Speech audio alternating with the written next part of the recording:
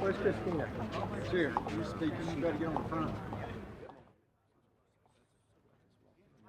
You can do your remarks first, and then she'll move quickly.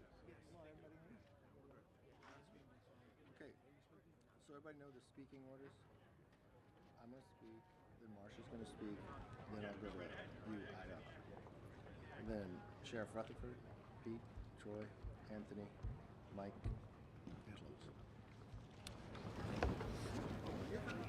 Daryl, you didn't ride a bike today. Where's your bike? My bike has a flat. It's a lame excuse. Nobody believes that. Well, good morning. Welcome to our third annual bike ride to Back the Blue. Behind me, we have a number of members. I'm very proud of the fact of our conference. We have a number of members elected to Congress who were in law enforcement themselves. So they understand what you go through each and every day. That the uniform may be off, but you're never off your job. You're always there to protect us. It is great to be with so many friends who want to show our gratitude to the men and women of law enforcement. To Marsha and the entire memorial staff, thank you for hosting us and for your tireless work to honor the fallen. To Chief Manger, thank you for joining us to lay a wreath on behalf of the fallen Capitol Police officers that protect us day in and day out. And finally, to the men and women of law enforcement, thank you for keeping us safe. You don't hear this enough, but this nation is not only grateful to you, but we are better off because of what you have done. This year, as in previous years, we gather here to renew our commitment to the heroes who keep us safe. We want to pay tribute to the men and women who gave their lives to protect and to serve. They may be gone, but we want to make sure that they are never forgotten. Around me are the names of 23,000 heroes going back to the founding of our nation. This year alone, 556 new names from across the country have been added to this roll call in their honor. Behind every name of this memorial is a story of a family, of a community that has been changed forever. Each is worthy, but always remembered. I personally remember Philip Campus, an individual from my hometown of Bakersfield in Kern County. He actually attended the same elementary and the same junior high school. He was a sheriff deputy with Kern County Sheriff officers. He was a rising star, a hard worker, a team player, part of the SWAT team. He was more importantly known as a caring friend, a thoughtful son, a terrific husband, and a fantastic father. Tragically, the deputy was killed in July 2021 while responding to a hostage situation. His name was added to the memorial this year. And while we remember how he died, we must remember how he lived as well, and never forget him. One Kern County deputy who knew him put it this way. He often asked himself, what would Phil do? That's going to keep you on the right path. I remember going out to the sheriff's office with Sheriff Youngblood, sitting around the SWAT team. They were telling stories of Philip. Because you see, it's not that you just go to a job, you never leave the job. The families are families to one another. They spend their days off together. They bond together. They risk their lives together. When one is lost, they all have a loss, and our entire community does. Today I pay tribute to him. We've had his family back here for a memorial when his name was put on, for his children as well. And every community, unfortunately, has a story, just like our deputy. And that's why we're here today. Not to honor him just today, but each and every day. This country has to turn away from this movement of defunding of the police. We honor what you do. We honor the job that you provide to us. We honor the safety that you provide to us. And more importantly, we want the country to know we don't believe in defunding. We believe in supporting. And that's what we want to show with today. With that, I'd like to bring up Marsha, the Chief Executive Officer of the National Enforcement Officers Memorial Fund.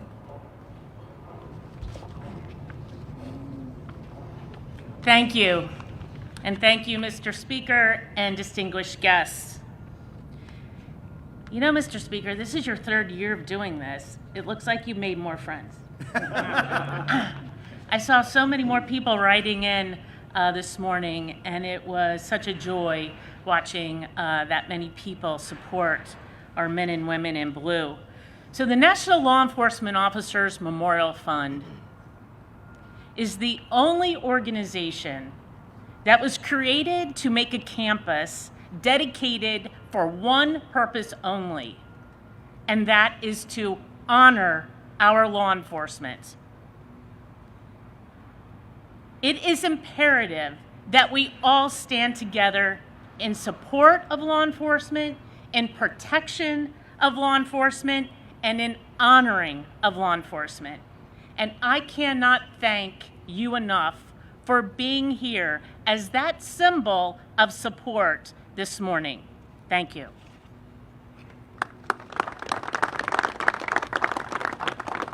Thank you for all the work that you do. Now let's bring up our chair, Chair Elise Stefanik.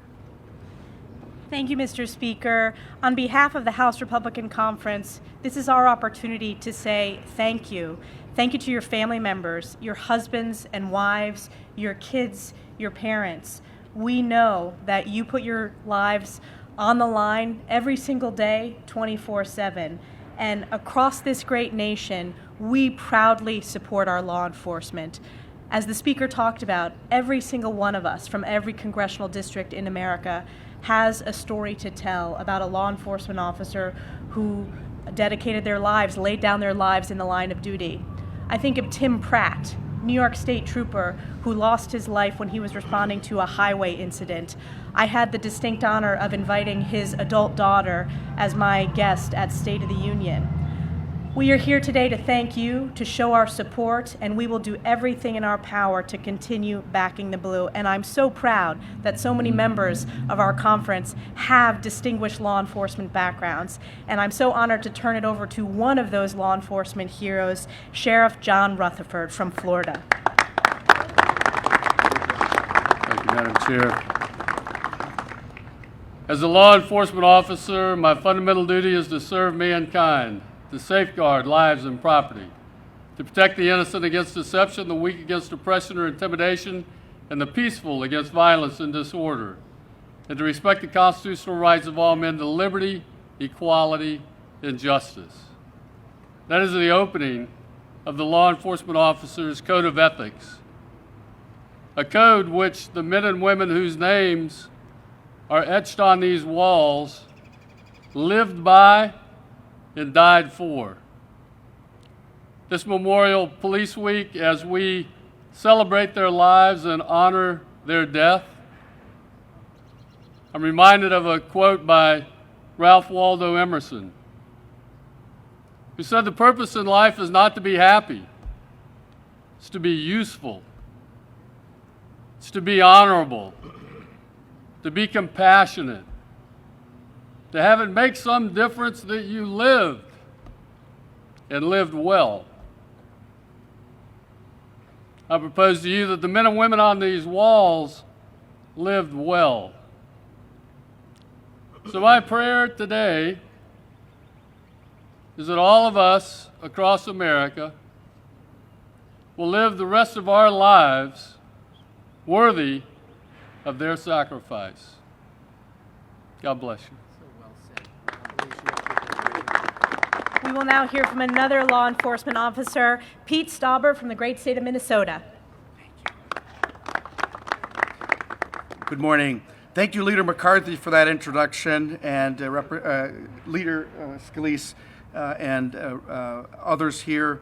I just want to say that before I start my speech, there's a young woman here whose husband is a law enforcement officer retiring, and she has 2 children.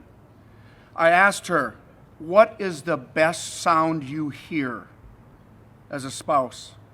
And she answered it. The men and women in law enforcement know when we arrive in the morning and we take that vest off, it's that Velcro. You know that he arrived home safe. That is important. And that's why we're here today. I am proud to be standing here to publicly thank those who proudly wear that uniform and to honor those brave officers who have fallen in the line of duty. As a former police officer, I know firsthand how dangerous this job is. I know what it's like to put on the uniform, kiss your family goodbye, and head into work, uncertain of what type of situation I would encounter that day or whether I would return home that night. It is a hard job, and it is a noble one. I know the dedicated men and women who serve and protect our communities each day do an excellent job. In my 23 years with the Duluth, Minnesota Police Department, I served with some of the most compassionate and honorable people I have ever had the privilege of meeting. They became police officers because they love their community and they want to make a difference. That's why it absolutely breaks my heart when I hear anti-police rhetoric and calls to defund the police. This kind of rhetoric is demoralizing and dangerous. Make no mistake about it. The defund the police movement has put the safety of our communities and our officers in jeopardy. This reckless rhetoric cannot be tolerated. As a former police officer, I am so grateful for the chance to serve here in Congress and stand in defense of law enforcement. My time in uniform may be over, but my watch will never end. I will always have the backs, and so will my Republican colleagues, of the men and women in uniform. We will never forget the sacrifices they and their families have made. So with that being said, I want to thank all of the brave law enforcement officers here with us today. Thank you for protecting us from those who wish to do us harm. Thank you for bettering our communities. Our country is exceptional because of your courageous service. May God bless and protect you all, and God bless the fallen officers and their families. We will never forget them. Thank you. We will now hear from Troy Nels from Texas. Thank you all for being here. It's an honor and a privilege to have all these wonderful members behind me who support law enforcement, and those of you that are here with the media. Let the American people know that Congress, the Republican Congress, that we support our men and women in blue. We support our men and women in blue. It's an honor and a privilege to be here, pay tribute to the sacrifice of so many. Stories of these fallen officers obviously serve as a reminder of the sacrifice that brave men and women in blue make every day. And they are heroes. They're heroes not only to the communities they serve, but to the entire nation. And as a former sheriff who worked alongside law enforcement officers, I have seen what it means for someone to give their life in service to their community. I have grieved alongside them, their families, their fellow officers, and I am honored to be here today to pay tribute to these brave individuals. Today I want to honor Deputy Katie Leslie, who died in western Wisconsin this past weekend during a traffic stop. 29 years old. 29 years old. God bless Kate Leslie and her family. She's laid to rest tomorrow. And why? As a result of Minneapolis's liberal policies, Katie's killer was previously convicted and sentenced to 4 years for kidnapping and rape of an unconscious woman. 4 years. Prison. Of course, then what do? They let him out. Let him out on supervised probation, parole. And what happens just a few years after his release? He travels into Wisconsin, 20 minutes or so, crosses the state lines, and what does he do? He takes Katie's life. These liberal cities' soft on crime policies are sweeping their way into rural America and into our communities, and it must stop. We must hold them accountable. And if we continue to have a political party that stands with the defund the police movement and soft on crime policies, this country is going to see more officers die. And this is why I'm proud to support the resolution condemning efforts to defund or dismantle law enforcement agencies, which House Judiciary Republicans passed yesterday, along with many other pro-police bills. Assaults on our law enforcement must come to an end. It's got to stop. And my colleagues and I are here today. We will never, ever stop backing the blue. Deputy Kate Leslie, may God bless you. May God bless you, your family. You are in a greater place, and many, many people in this community, in this state, this nation, will never forget your name. God bless. I'm honored to introduce next former NYPD Detective Anthony D'Esposito. Well, thank you, Elise, and good morning. For those of us in law enforcement that have visited this beautiful memorial before, there's an inscription under the lion that states, "It's not how they died that made them heroes, it's how they lived." And that's what we need to focus on, not only during Police Week, but all the time. And I reflect back on individuals from my district. Stephen McDonald, police officer Stephen McDonald, who was the face of the NYPD for many years, was shot at point-blank range in Central Park by teenage thugs. And he spent his life promoting forgiveness, promoting peace. It wasn't how he died, it was how he lived. I think about Officers Ramos and Lou, and I remember the blood-curdling radio transmissions that day in December when they were shot in their patrol car in downtown Brooklyn. Shot because they wore a uniform. They were just married. Ramos was a preacher at his local church. It's not how they died, it's how they lived. I think about Anthony Dwyer, who lived in Elmont,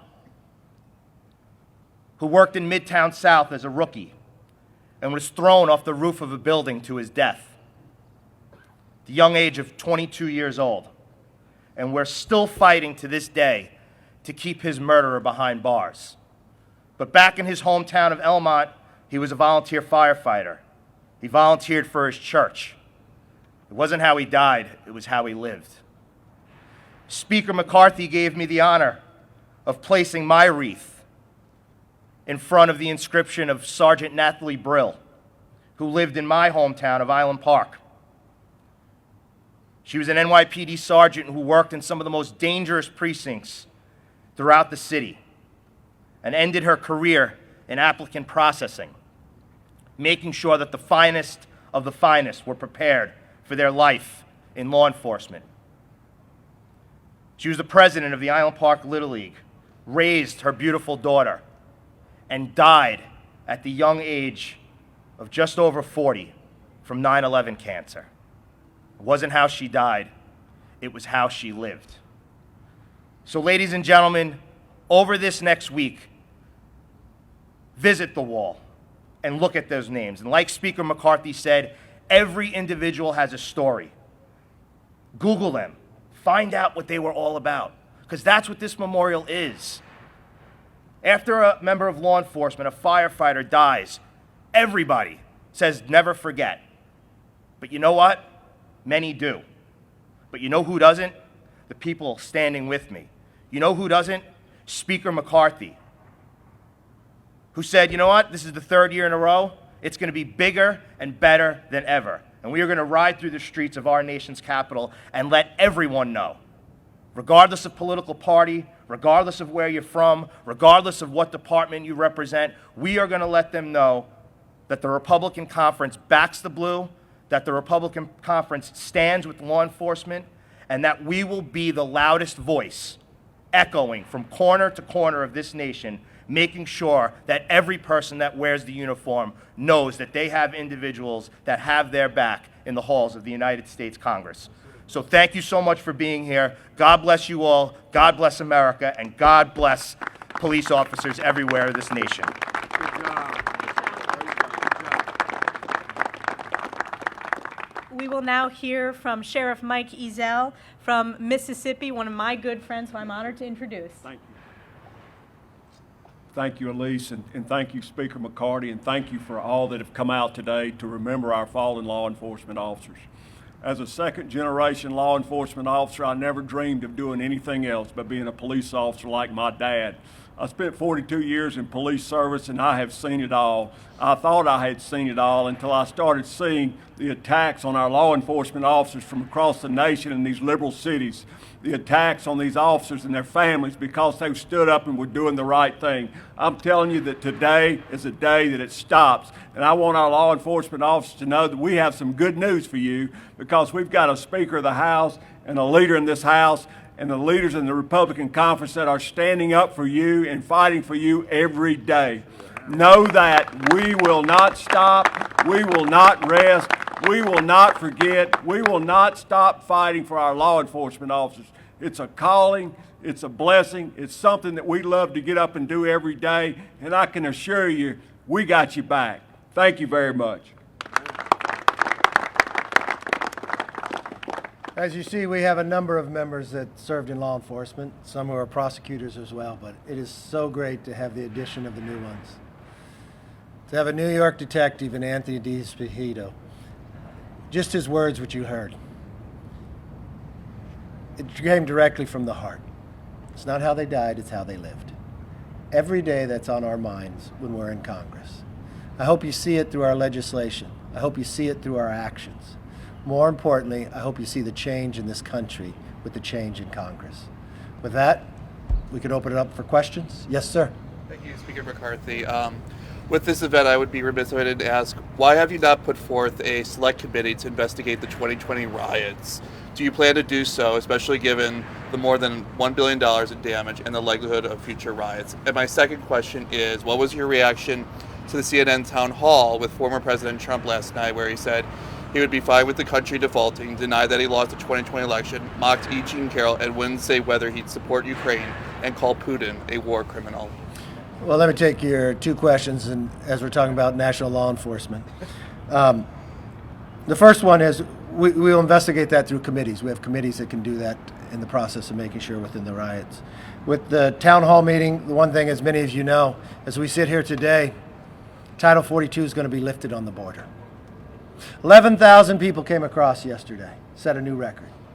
4.5 million have come across since President Biden has taken office. When he's lifted the actions of the last administration and the administration before that. We've watched fentanyl rise, killing our youth, being the #1 killer of those between the ages of 18 and 45. We watched just in the month of February of this year, more people were caught on the terrorist watch list in 1 month than were caught in the entire 4 years of the last administration. Just as this President Biden would ignore the problems of the debt ceiling, of the border, this conference has not. We raised the debt ceiling, but also curved the rise of inflation. We've watched the inflation Democrats spend $6 trillion and harm every single family. For those in uniform who come home and their paycheck does not go as far, but they still risk their lives because the inflation Democrats have brought it here. We believe there's a better way to do it, to bring common sense and responsibility to how our budget is raised. Also, today, we will pass on the floor the strongest border security this country has ever seen.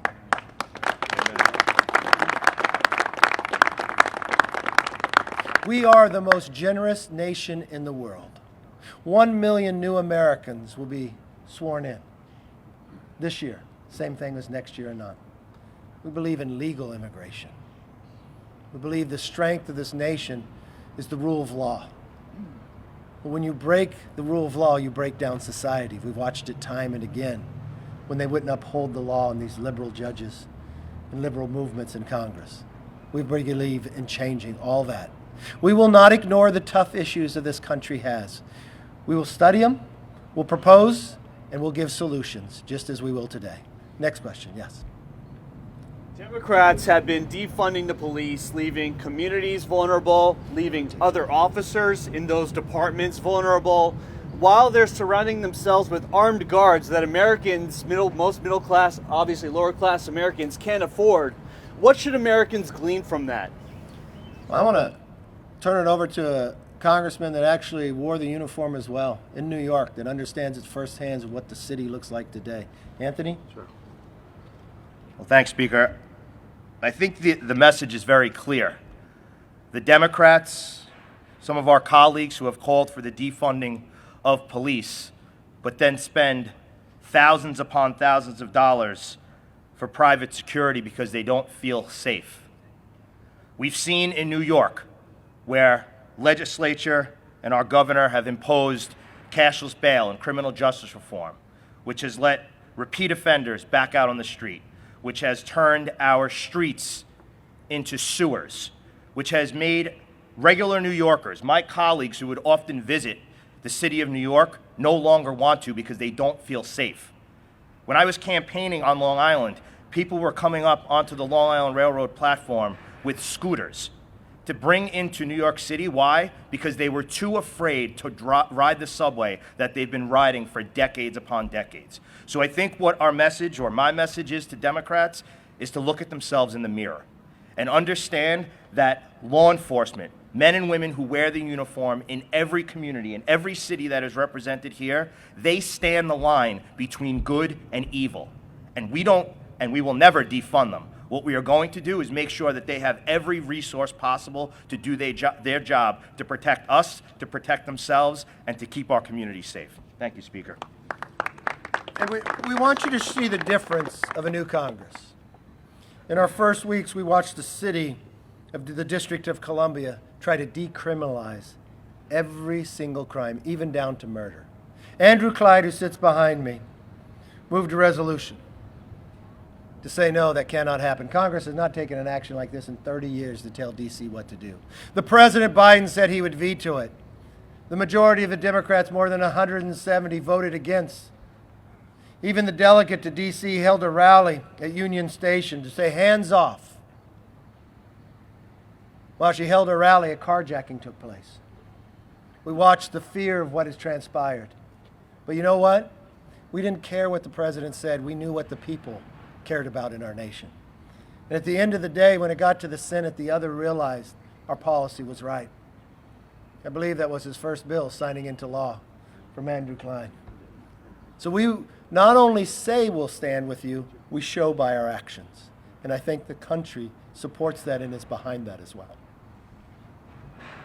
Yes, ma'am. What other bills are you looking at to bring to the floor of the Republican caucus to protect law enforcement in the next several months? Is there anything on the table? We have a number of them. I'll even let Andrew Clyde come up because he just had another one as well. Thank you, Mr. Speaker, and thank you, Elise. HJ Res 42 that affects this very city. The City Council passed it. It is an anti-police bill. And we passed HJ Res 42 in the House with 14 Democrats, so it passed in a bipartisan manner. It is going before the Senate next week, and right now I call upon the senators to pass it as well and send it to President Biden, because that particular bill will protect the police, the Metro DC Police Department. They have seen over 1,100 officers leave because that particular bill, under temporary measures, has been in place for the last 2.5 years. It has caused 1,100 officers to leave. They're voting with their feet. They're leaving because they don't have the support of the Washington, D.C. City Council. But they will have the support of this Congress. They have the Republican support. Now I call on the Senate to support it as well and send it to President Biden's desk. Thank you. And when you talk about security and safety and police officers and prosecutors across this nation, what we're doing today is one of the biggest things. We're going to move to stop the fentanyl coming across our borders. That every community in America is now a border city. The security and safety of those cities across this nation will take one of the strongest bills across. Next week, especially with National Police Week, there'll be a number of bills coming as well. I thank you for turning out today. I thank you for this opportunity. But more importantly, for every officer, I thank you for the job you have done and the job you'll do in the future. Thank you, God bless.